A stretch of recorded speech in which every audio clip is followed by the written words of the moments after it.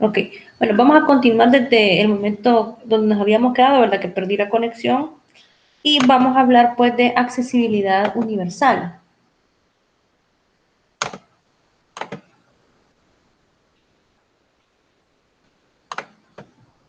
Vale, que ya se ve la pantalla. Entonces, vamos a hablar algunos conceptos sobre accesibilidad universal y también vamos a ver pues algunas de esas dimensiones reglamentarias que es necesario que nosotros incluyamos en nuestras oficinas y en nuestras áreas auxiliares para cumplir la ley de igualdad de oportunidades para personas con discapacidad y también, ¿verdad?, por responsabilidad corporativa que tenemos. Entonces, solo déjenme verificar si se ve bien la pantalla. Creo que sí, ¿verdad?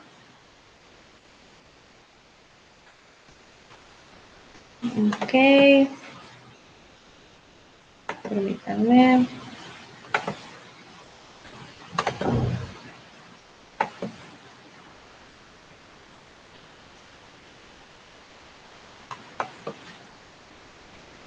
Vale, creo que ya lo tenemos ahí.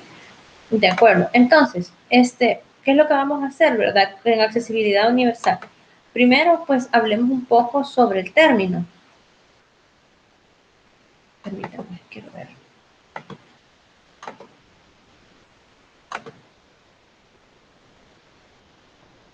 No, que sí se hace ver. Ahora, ¿qué es lo primero que viene a nuestra mente cuando pensamos en diseño para personas con discapacidad? Esta es una pregunta bien interesante, ¿verdad? Porque normalmente cuando uno piensa en diseño para discapacidad, uno automático piensa en una rampa. Y realmente no son rampas, ¿verdad? Sino que son personas para las cuales nosotros estamos diseñando edificaciones que les permitan con total independencia acceder a todas las áreas posibles. Entonces, la accesibilidad universal es importante, especialmente en una ciudad como la nuestra que niega a sus ciudadanos. El área metropolitana de San Salvador pues concentra casi que un 30% de toda la población del país y según el libro Personas con Discapacidad Línea Base de El Salvador, pues según el Registro Nacional de Personas Naturales, hay alrededor de 250,000 de personas con una discapacidad legalmente reconocida, de las cuales alrededor de 68,000 viven en el área metropolitana de El Salvador. Ahora, la accesibilidad es un concepto que se puede ver a diferentes niveles, ¿verdad? A nivel de elementos, a nivel urbano, a nivel de diseño. Y lo debemos entender como la posibilidad de darle inclusión a todas las personas, procurando que los diseños eliminen esas barreras y facilitando que se incluyan a todas las actividades cotidianas. Entonces, el diseño universal es inclusivo, no exclusivo. Es decir, que yo no estoy diseñando cosas especiales, sino que al contrario, estoy diseñando para que cualquier persona sea capaz de utilizar un elemento de mi edificio. El diseño universal promueve 4 principios básicos. El principio de independencia, que significa que la persona debe ser capaz de hacerlo todo por sí mismo. El principio de igualdad, es decir, de que cualquier persona tenga o no tenga una discapacidad debería de ser capaz de utilizar esas edificaciones. El principio de, en este caso, autonomía, es decir, que la persona no dependa de un tercero para poder circular en las instalaciones, sino que sea capaz de hacerlo por sí solito, ¿verdad? O sí solita. Y el principio de seguridad, que esto es que se protege la integridad física y psíquica de la persona desde el diseño. Entonces, el diseño para todos tiene 7 características. El uso equitativo de personas que tienen o no tienen discapacidad, el uso flexible, ¿verdad? Es decir, que permite que las cosas se hagan de más de una manera. El uso simple e intuitivo, que no requiere de indicaciones para poder hacer uso de las edificaciones. Información perceptible, que es rápida, ¿verdad? De identificar para los usuarios. Tolerancia al error, exige pues poco esfuerzo y su tamaño es adecuado según su uso.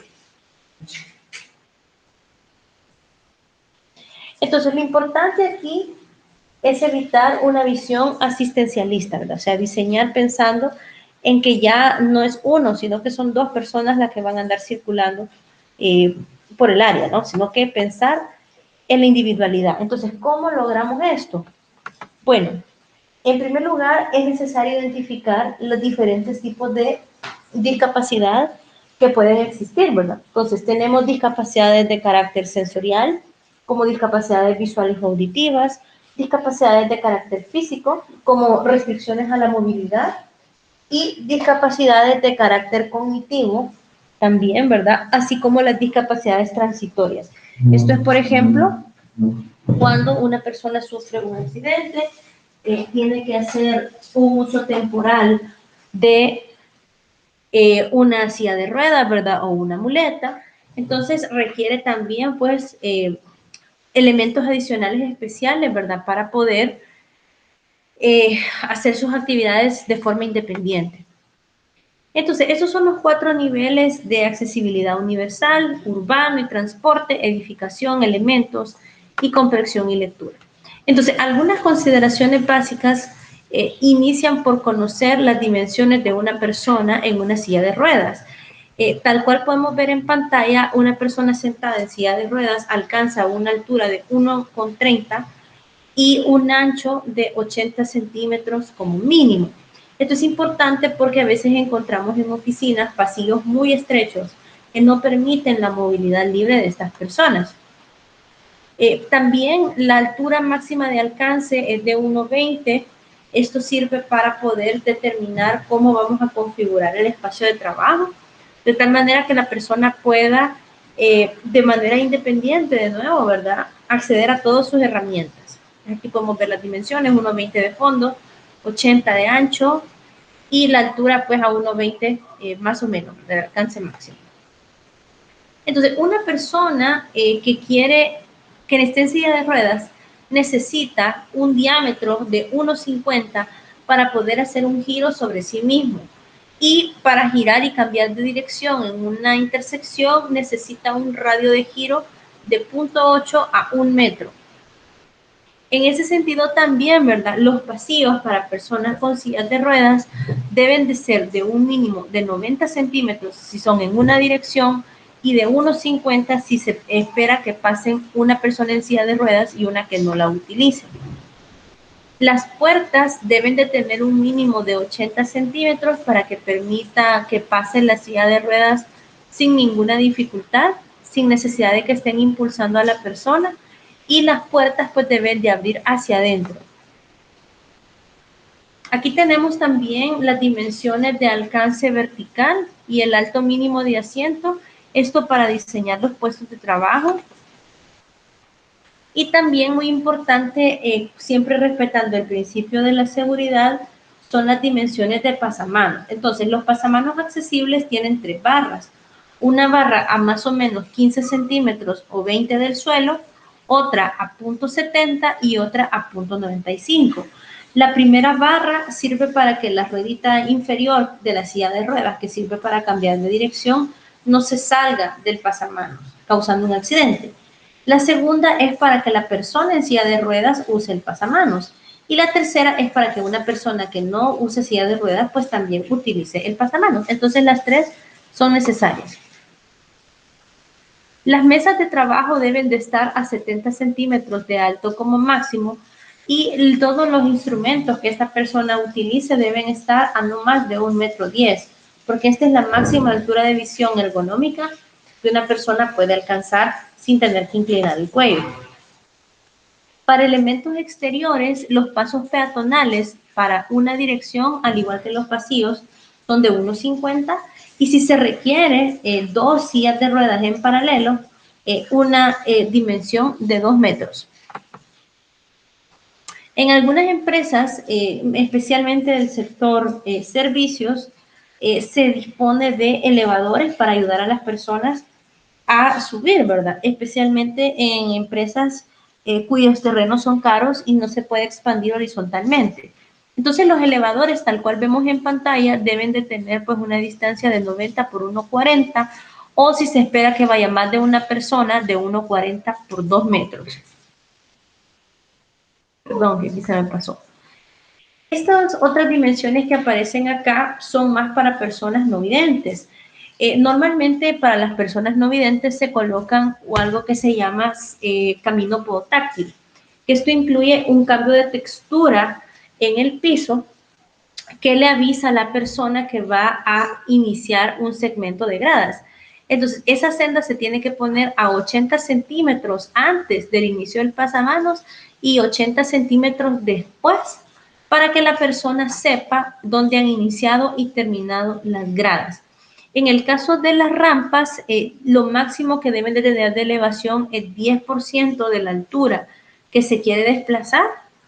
Entonces, esto implica que las rampas, pues son las que son realmente seguras, son bastante largas, ¿verdad? Llegando hasta un máximo de 9 metros. En estas rampas, pues deben haber pasamanos. Las alturas de los 3 pasamanos que les expliqué anteriormente aparecen en pantalla, así como las alturas a las que se deben de colocar otros accesorios según el alcance que tiene una persona con silla de ruedas, ¿verdad? Otro elemento muy importante son los servicios sanitarios. Esto tanto para discapacidades temporales como discapacidades permanentes, ¿verdad? Entonces, un sanitario accesible debe de tener un mínimo de 1,80 por 1,80 para permitir un radio de giro confortable en la silla. Y estos baños deben de tener también unas barras a los lados y en la parte de atrás para que a la persona se le haga fácil desplazarse de su silla de ruedas al baño. En el caso de los parqueos, los estacionamientos accesibles deben de ser al menos un 3% de la cantidad total de estacionamientos y deben de tener dimensiones especiales tal cuales las vemos en pantalla, así como señalización horizontal y vertical que permiten identificarlos con facilidad. Aquí tenemos otras dimensiones, esto es para aceras. Las aceras deben de tener un ancho mínimo de 2 metros y al mismo tiempo si se va a crear una bajada hacia un arriate o hacia un paso de cebra, la inclinación que tiene que tener esa pequeña rampita, por así decirlo, debe de ser menos de 2 grados, menos del 2%. Entonces, algunas acciones actuales en temas de accesibilidad. Existe en El Salvador una serie de leyes y convenciones que nos dan más información sobre todas estas medidas, las cuales se presentan en pantalla. La más importante de ellas es la Ley de Equiparación de Oportunidades para las Personas con Discapacidad y la Normativa Técnica de Accesibilidad Universal. Si necesitamos encontrar más elementos de diseño, lo podemos encontrar en estos cuerpos normativos, ¿verdad? Y este es un estudio que se hizo en 2010 respecto a las condiciones de accesibilidad aquí en el área metropolitana de San Salvador y vemos de que hay muchas deficiencias en cuanto a iluminación, estado del concreto, accesibilidad y señalización.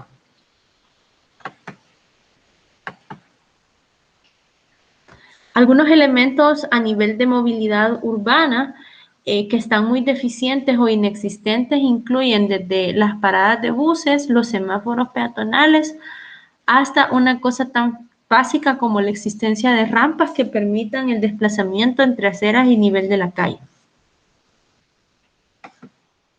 Entonces, ¿verdad? La accesibilidad universal pues es un tema muy importante porque es un aspecto cubierto por la ley y nosotros tenemos que garantizar que nuestras áreas de oficinas cumplen con las dimensiones de pasillos, sanitarios, puertas y accesos para permitirle a estas personas, ¿verdad?, que deben de trabajar un porcentaje en las organizaciones según esta ley de equiparación de oportunidades, para que ellos hagan su trabajo, pues sí, de la manera más cómoda posible y sin depender de nadie.